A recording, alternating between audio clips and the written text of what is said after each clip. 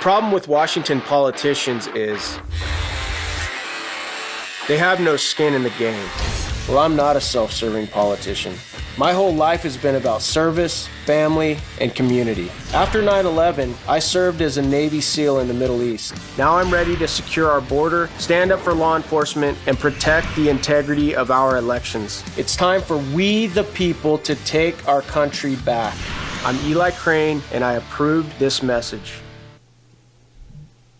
Okay, welcome. It's a War Room Battleground, Monday, 17 October, in the year of our Lord 2022. We are 3 weeks and 1 day away from the most important midterm election since 1862. And since that midterm election really pivoted around, and the hinge was the Battle of Antietam that took place in September before the election, we thought it was very important to make sure we're always talking to our veterans about particularly the veterans that are at the tip of the spear here. We got three of the best: Eli Crane from Arizona, Joe Kent from Washington, and then we go to Florida to Anna Paulina Luna. New York Times, huge story on the Sunday Times right-hand column, so you know it's important, the paper of record of our country. And our first guest, they start with Eli Crane, 42, running in a Republican-leaning House district in Arizona, saw 5 wartime deployments with SEAL Team 3 over 13. Let me turn to page 26. By the way, massive story. Something like 5,000 pages long, or 5,000 words long.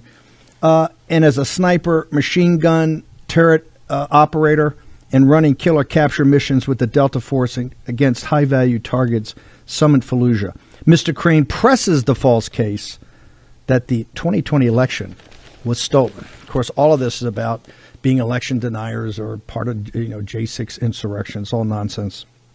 And that's why we got three of the best: Crane, Luna, and Kent. I want to start with you, Eli, out in Arizona. First off, they're kind of shocked when they talk to the young MAGA warriors, when you guys express skepticism and kind of the neoliberal neocon order that has people going on battlefields all over the world, giving up their lives, serving their country, but the incredible just waste of money that has been, and they're kind of shocked when you guys push back, whether it's Ukraine or just ever-increasing defense budgets, given that all three of you served your country when you were young and in the highest method possible. Eli Crane, what do you got to say about that? Well, Steve, it's an honor to be here. You know, anytime you're doing a piece with the New York Times, you never know how it's going to turn out. I do feel for the most part that, shockingly, they seem to cover us pretty fairly in that one. But yeah, it was interesting, to be, it's interesting when they ask you questions and push you on, the election, they're kind of surprised to hear that you don't back down, from the positions that you've had, the entire time. And then when it comes to, they're also surprised that veterans, don't support all of this massive spending, with our military all the time, and also, sending, billions of dollars around the world to Ukraine, to a place that most Americans can't even point to on a map, that we all know is extremely corrupt. And that's the thing with this America First movement, Steve. I know that you've been one of the architects of it. I'm grateful for guys like you, President Trump, that, came in and just made all of us, forced every single one of us to ask serious questions. Is this the best thing for Americans? Is this the best thing for America? How much is this going to cost? Who's going to pay for it?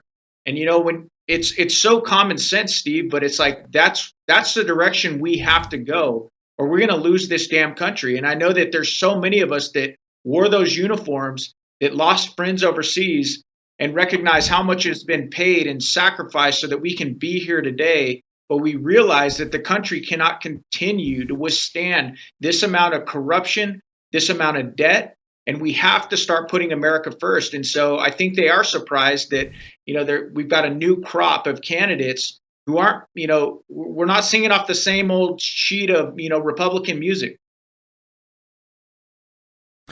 Your district, first off, Arizona is one of the most beautiful states in the country, and one of the most beautiful places in the world. It was the last of the states that really organized from a territory and made a state in the lower 48. Your district is one of the most stunning districts in this country, and it's huge. It's bigger than many, many, many states.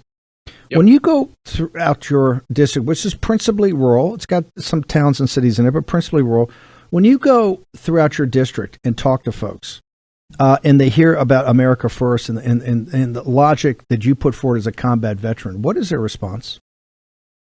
Steve, they're all about it out here. I mean, last night, for instance, we were up in Yavapai County. We were in Prescott. We had Jim Jordan out. We had Congressman Paul Gosar out. We had a packed room. I think it was about 550 people showed up. They love this country, Steve. They love hearing that there are candidates who don't shy away from their faith, don't shy away from talking about how we need to turn back to God as a country.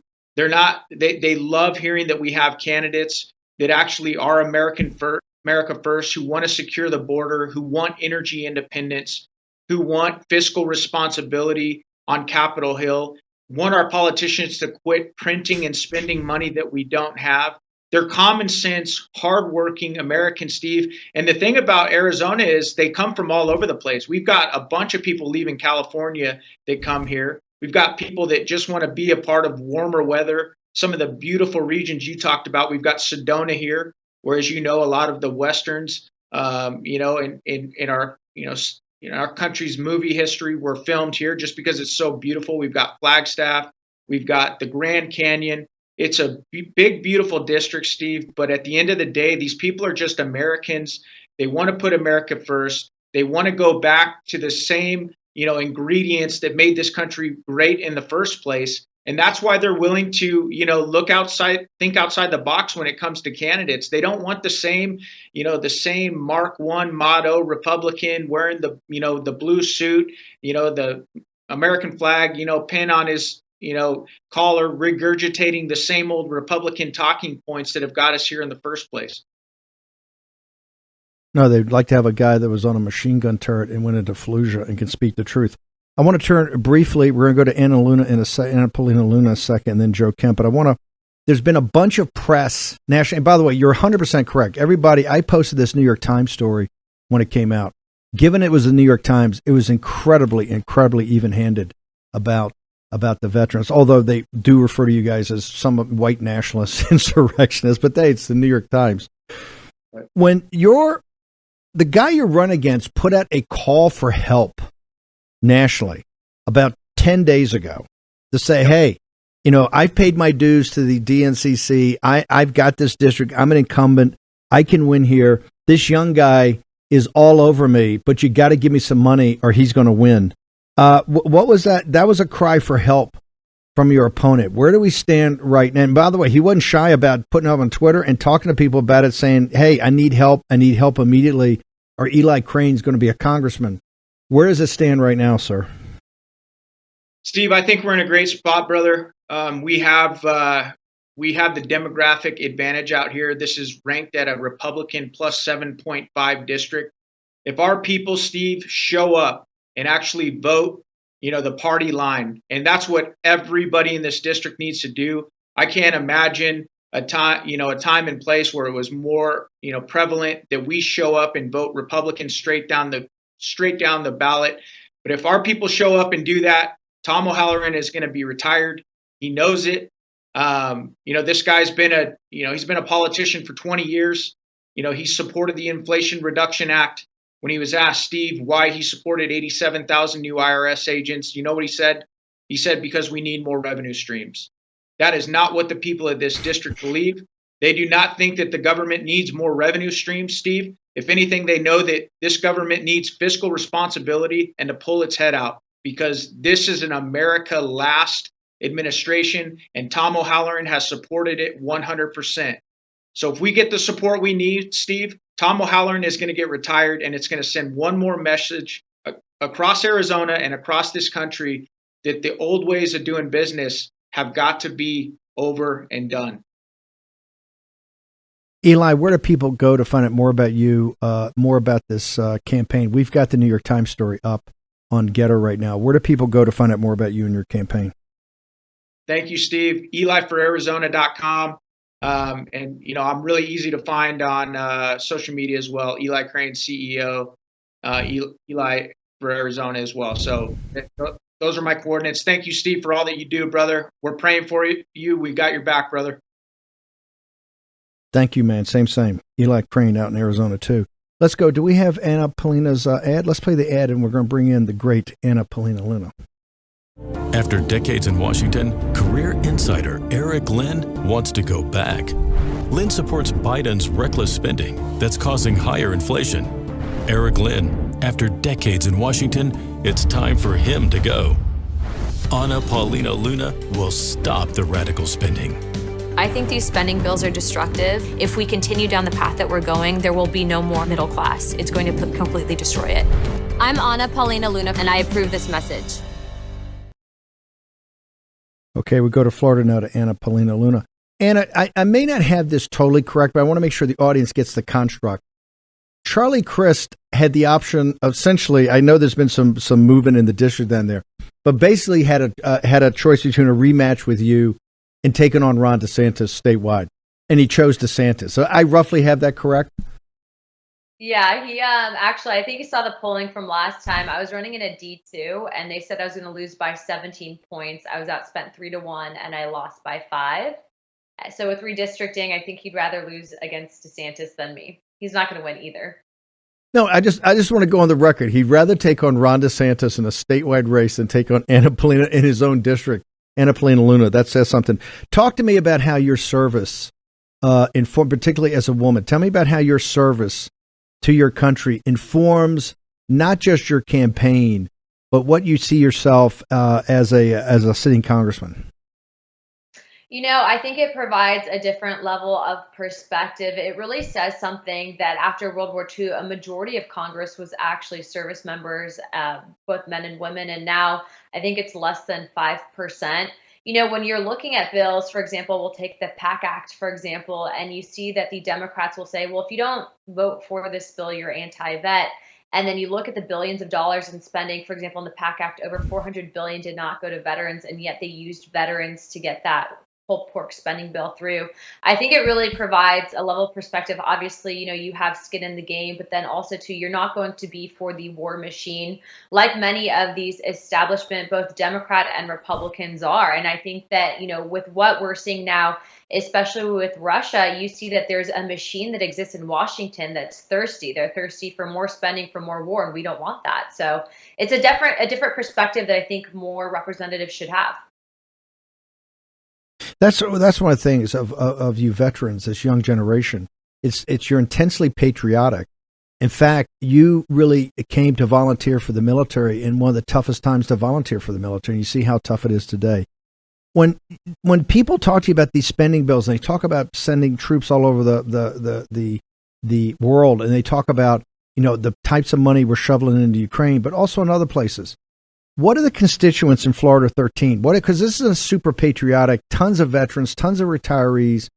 I don't know if there's a state more patriotic than Florida. What are the people in the district? What's the feedback you're getting from them?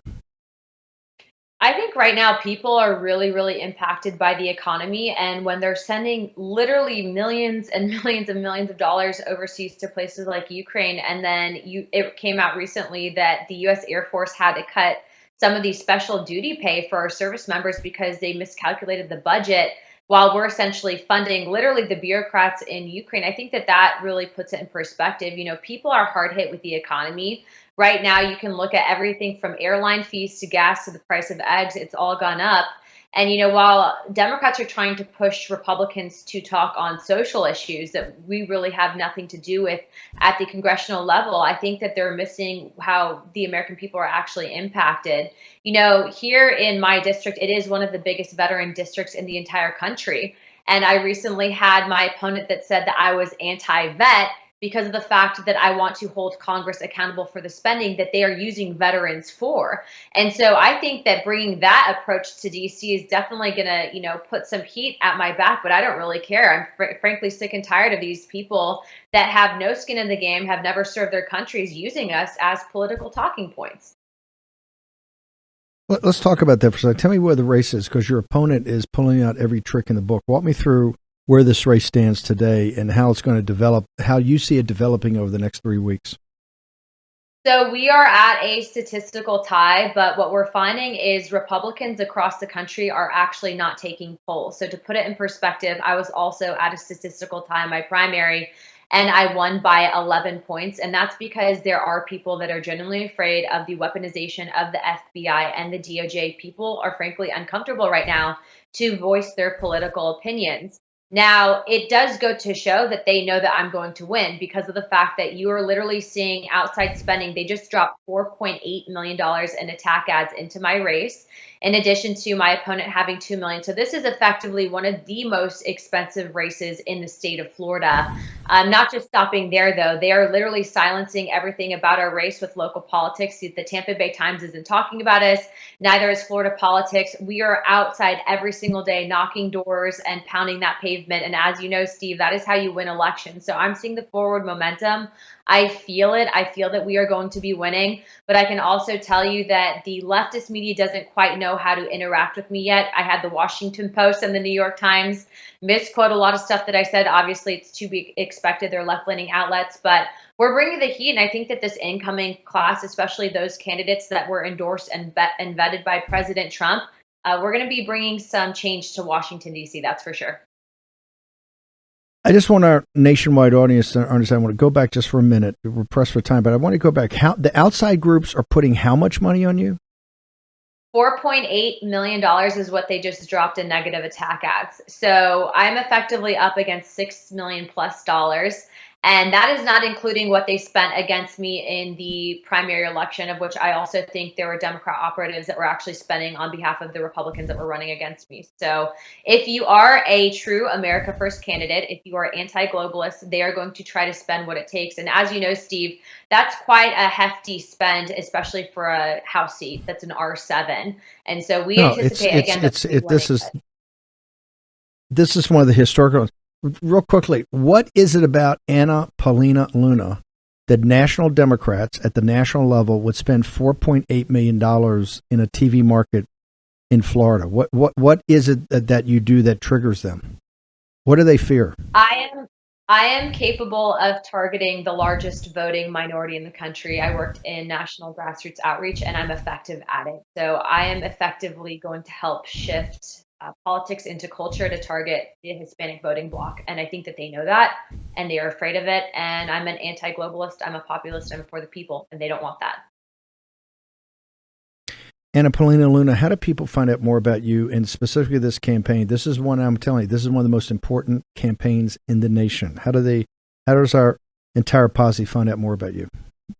You can head over to voteapl.com. That's votealphapapalima.com. And if you guys can, please consider donating $10, $20. It all goes to the campaign. I'm not Ilhan Omar. I'm not paying my husband.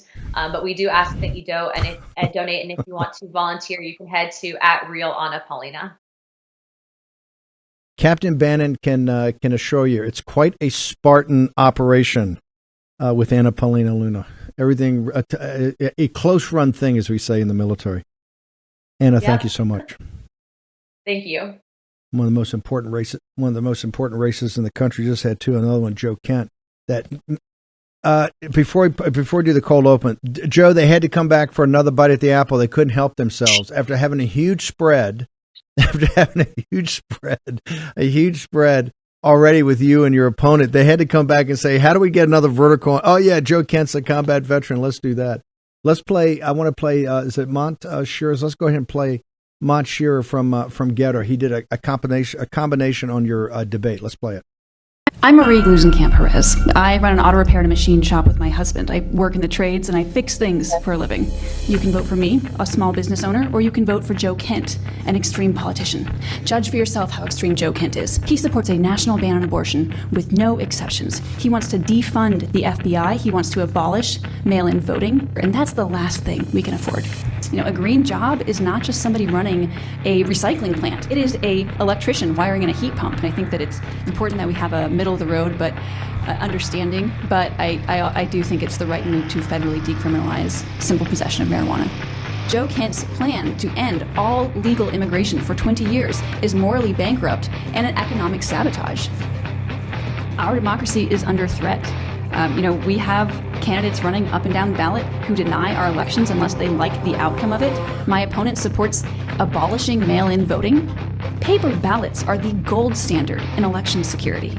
You know, Joe Kent was one of the plaintiffs in a lawsuit against the state of Washington claiming that our elections were stolen. It's a charade for gaining followers and points on the internet. These violent rioting mobs who attacked our Capitol on January 6th, he calls them political prisoners. I've been endorsed by my proudest endorsements are from Republicans. If Ukraine falls, we are in danger. If the Ukrainians lose, they die. So, you know, if Canada invaded America, what part of Washington state would you all be willing to give up to appease our aggressors? He says that Biden's trying to kill off oil and gas. Biden actually issued more permits for oil and gas drilling in 2021 than Trump did. I'd like to remind the audience, our economy is plain as hell. if you cannot be quiet, you'll be asked to leave. I want to fix things. Joe Kent wants to break things. Joe Kent is an extreme politician. Yeah, hi, I'm Joe Kent. Had the honor of serving this country for a little over 20 years, did 11 combat deployments and special operations in the intelligence community. It was the greatest honor of my life. I intended to continue to serve in that capacity until my late wife, who was also in the military, was tragically killed fighting ISIS in Syria. Her death is a direct result of the failings of policy of our corrupt ruling class. The thing is, she is just more of the same old Democrat. Look at her policies with inflation, not addressing the energy crisis, not addressing the spending, bragging about signing on to omnibus spending packages. Look at the crime. She didn't address crime one time. She is endorsing open borders, no border wall. She's endorsed by Democrats that are letting child killers out of prison here in the district. She supports the radical mutilation of children and the chemical castration of children known as gender-affirming care. She not only endorses it, she wants your taxpayer dollars to go to fund it. I'm going to Washington, D.C. to provide a strong check against Nancy Pelosi, against Joe Biden, and against one-party rule. I served this country for 20 years. I'd be honored to serve you for 2 more as your representative. Thank you very much. Okay, welcome back. That is so powerful because we've had obviously the War Room Tea, Grace Chung. We refer to her, our Grace, as Queen of the Trolls, and Captain Bannon. They've been following these debates and they've been, posting live. And the debates, because they said a certain amount of time, but when you compress it like that, Joe, she's just not ready for prime time. It's kind of the junior varsity. It's a junior varsity scrimmage. And I say that as somebody that actually wanted your opponent on the policy side to really be able to have a discussion between a center-right populist nationalist and a center-left populist nationalist. We're not getting it.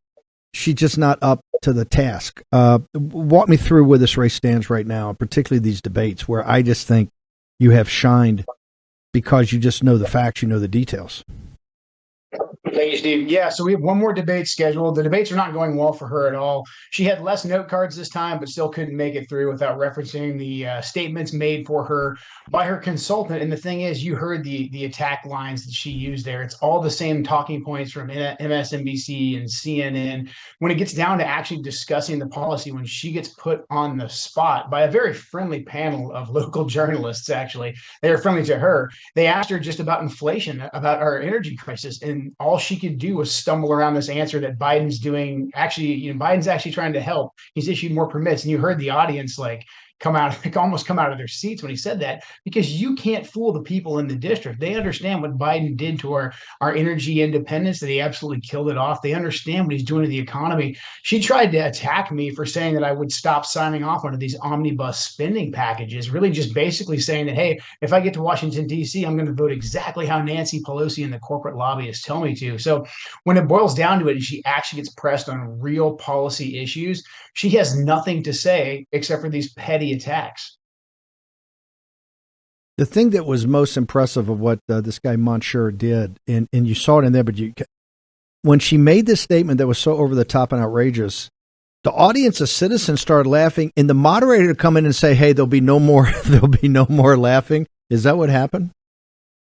That's exactly what happened, Steve, because I had been hammering everything with inflation starts with what Biden did to the energy sector. And everyone knows that. People fill up their gas tanks every day. You don't need to have a PhD in economics to understand that very basic concept. When she got put on the spot, she said, Well, actually, it's not what Joe Kent just said. It's really that Biden is issuing more permits. She was getting ready to say corporate greed, this whole myth that the oil companies are making money and all this nonsense. But she couldn't even finish the sentence because the audience, there was some laughters, but there was also a lot of boos because that's just insulting to the people in the district. It's insulting that she has to read it off her little note cards, but it's also insulting that she thinks people are dumb enough to believe that nonsense. Talk to us. Give us a minute. I want to hold you through the break. Give us a minute on this New York Times piece that kind of in shock that combat veterans who have really been at the cutting edge can sit there and go, hey, I think we need to really rethink the Ukraine situation. I'm sure these defense budgets are justifiable. They're in shock about this. Talk to me about the New York Times.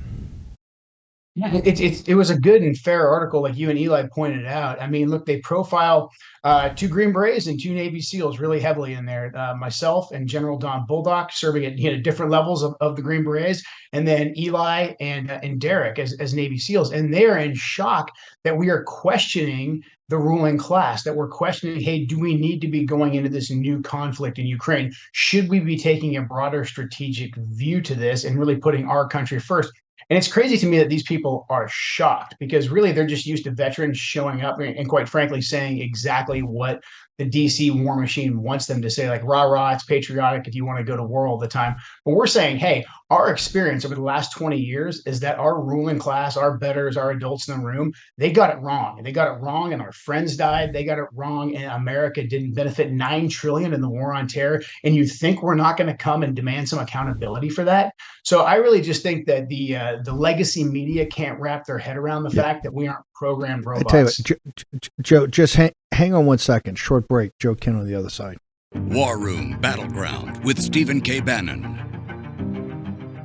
So Marie's going to give you a lot of anecdotes about why she's a different kind of Democrat, but the thing is, she is just more of the same old Democrat. Look at her policies with inflation, not addressing the energy crisis, not addressing the spending, bragging about signing on to omnibus spending packages. Look at the crime. She didn't address crime one time. She is endorsing open borders, no border wall. She's endorsed by Democrats that are letting child killers out of prison here in the district. She supports the radical mutilation of children and the chemical castration of children known as gender-affirming care. She not only endorses it, she wants your taxpayer dollars to go to fund it. And most importantly, when she gets to Washington, D.C., she's going to vote in lockstep with Nancy Pelosi. And so the real question is, can you afford 2 more years of one-party rule? I'm going to Washington, D.C. to provide a strong check against Nancy Pelosi, against Joe Biden, and against one-party rule. I served this country for 20 years. I'd be honored to serve you for 2 more as your representative. Thank you very much.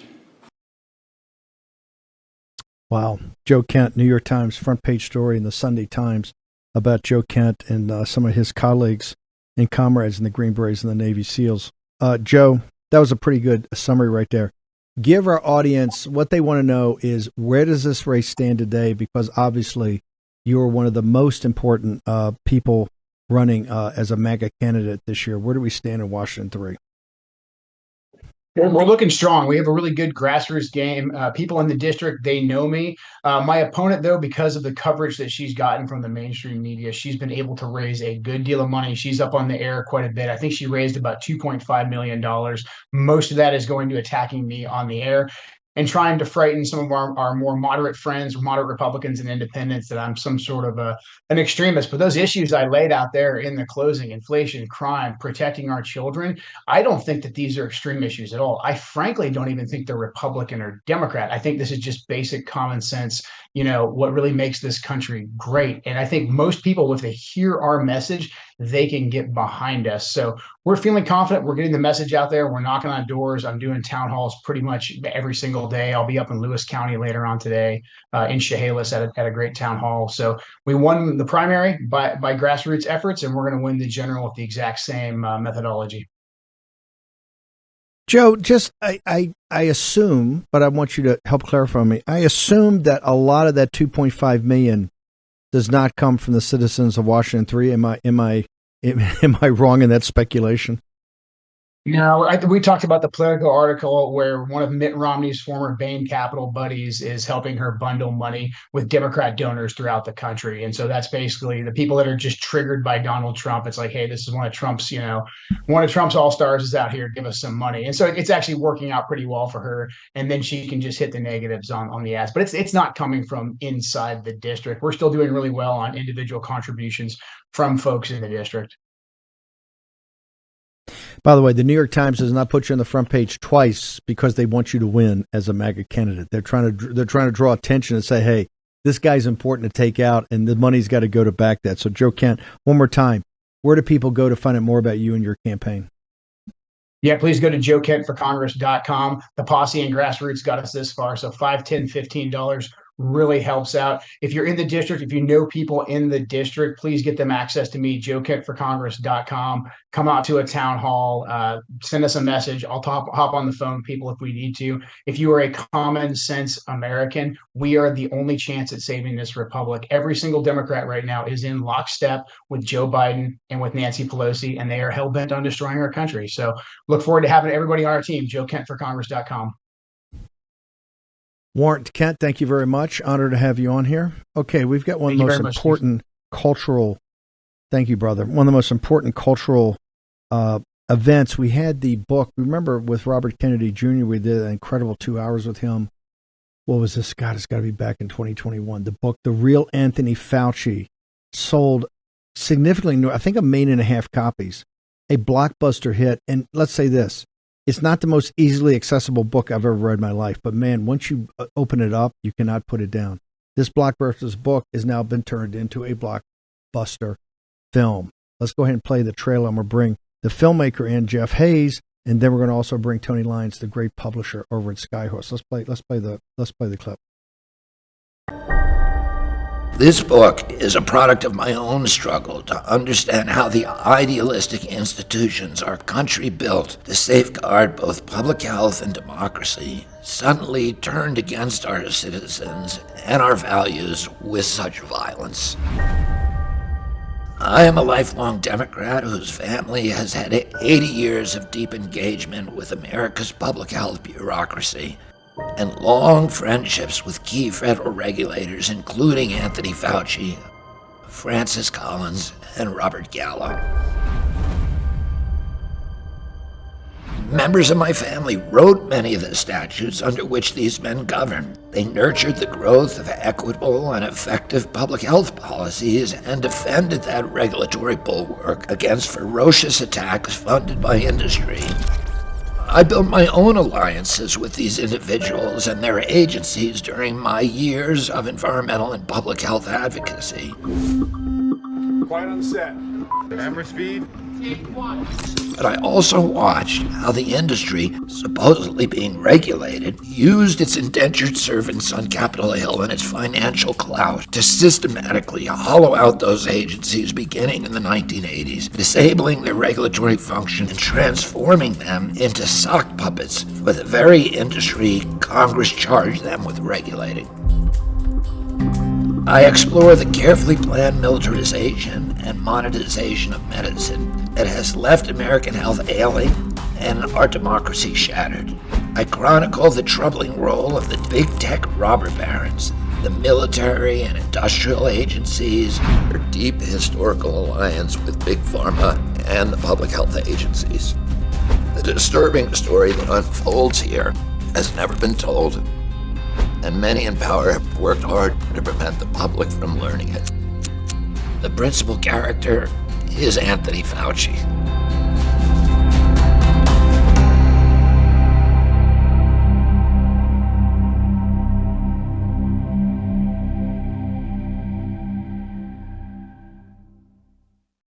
Wow.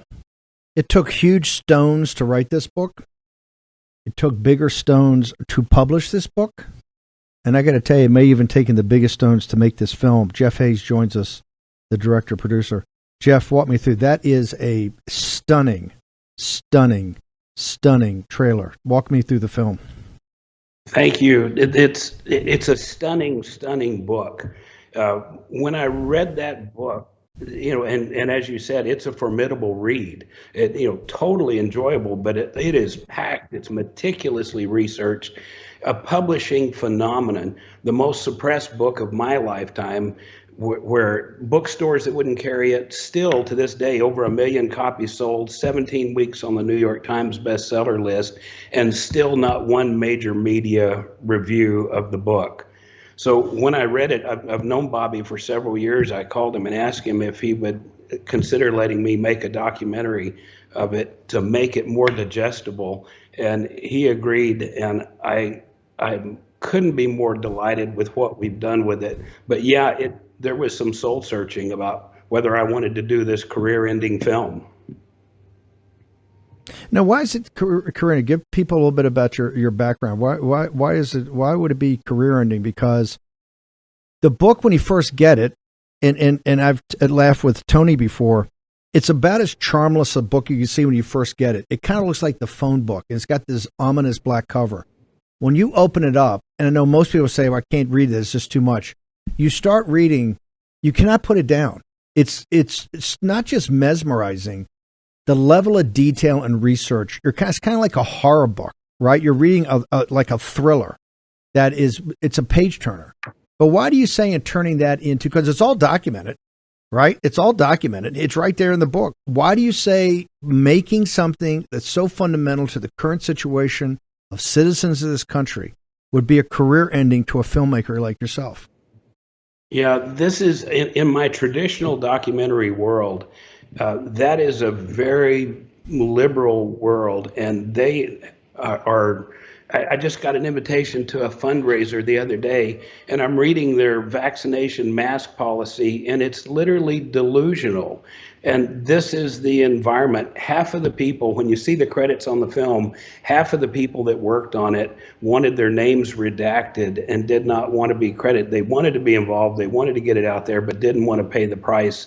I had a film in the Toronto Film Festival a month ago that I did with Amy Redford. I've got a film that we submitted to Sundance, and I realized, wow, I should have taken my name off of that film. I probably killed its chances. Walk me through, and taking a book like this, how do you then think about a film? Because many of our audience have read I'm proud to say that our audience is big book readers, big book buyers, but particularly this book.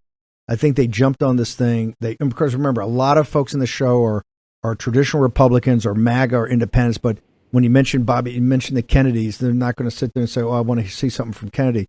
They were mesmerized by the book and his interview we did. How did you take this really a book of documents and turn it into a movie? It's such a fascinating story. I was ignorant about Fauci when he first showed up. I just was kind of oblivious to his whole world during the AIDS crisis and starting in 1984.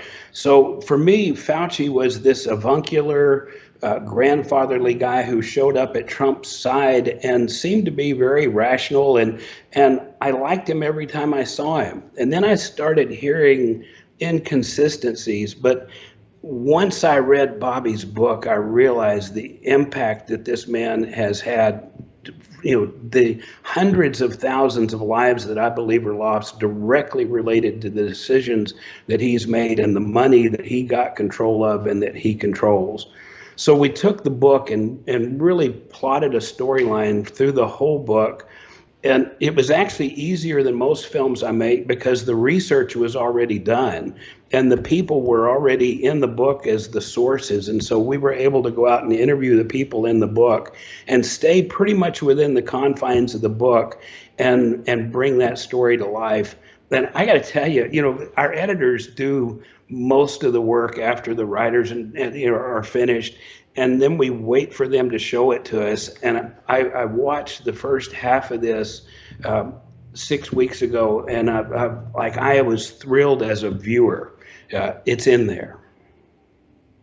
I want to bring in Tony Lyons now to join Jeff. Tony, tell me about Skyhorse and all the times you've been published, because you've published a couple of 3 controversial books on the scale of what Skyhorse considers controversial. How controversial is the real Anthony Fauci? So I don't think that it should be controversial, but I think that viewers have to realize that the most corrupt, the greediest people in this country have taken over the government. They're trying to control your ability to see what's going on. And this has to be stopped. People have to watch this movie and understand how this country is run. What you had a vision for this when we first talked about the book, and Bobby, you had a vision for this becoming a film. How did you get Jeff, and how did you get it done so quickly? Because being a filmmaker myself, given the complexity of the topic, it's kind of stunning to me that you guys are finished already at the quality level of the film I've seen, which is absolutely brilliant. How did you envision this, and how did you get it going so quickly? Well, so, we were desperate to get this movie made because we felt that, it's a big, complicated book. And, I think that there are tens of millions of people in this country who want to hear this story. Some of them were prevented from doing it because there was a censorship campaign that was waged against this book that's unprecedented in U.S. history, that on every level it was censored. But even people who wanted to read it, in some cases, just couldn't do it. It was just too big a mountain to climb. And this is a long, complicated, incredibly exciting, but also shocking book. But I think that, this is the most important movie of the year, and we wanted it to come out quickly while it was still so relevant to decisions people make and to politics in this country. So we, had a couple of different people who wanted to make it, and we heard a presentation from Jeff, and he just seemed like the perfect person who was going to get it done, work day and night, and that's what he's done. Jeff, back to you. The Toronto Film Festival, it's a market, but it's also one of the most prestigious film festivals in the world. Sundance, clearly for American independent film, the most prestigious.